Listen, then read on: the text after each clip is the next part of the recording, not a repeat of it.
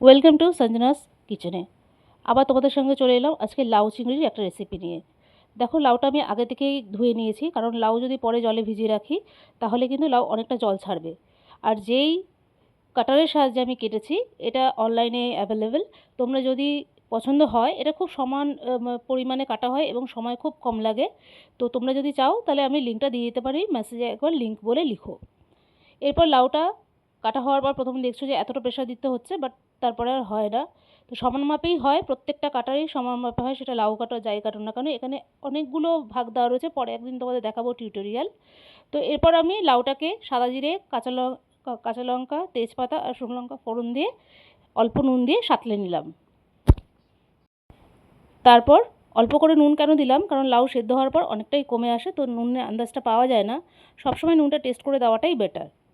এবার আমি এটাকে নামিয়ে রাখবো। নামিয়ে রেখে কড়াইতে তেল দেবো। আমি আগেও বলেছি আমি ফরচুনের সাদা তেল এবং সর্ষের তেল দুটোই ইউজ করি। এরপর মশলার মধ্যে দিয়েছি আমি জিরে বাটা, আদা বাটা আর লঙ্কা বাটা একসাথে দিয়ে দিলাম। অত সময় থাকে না বলে খুব কমই দেখাচ্ছি। এবার মশলাটাকে ততক্ষণ কষাতে থাকবো যতক্ষণ না মশলাটা তেল ছাড়ে।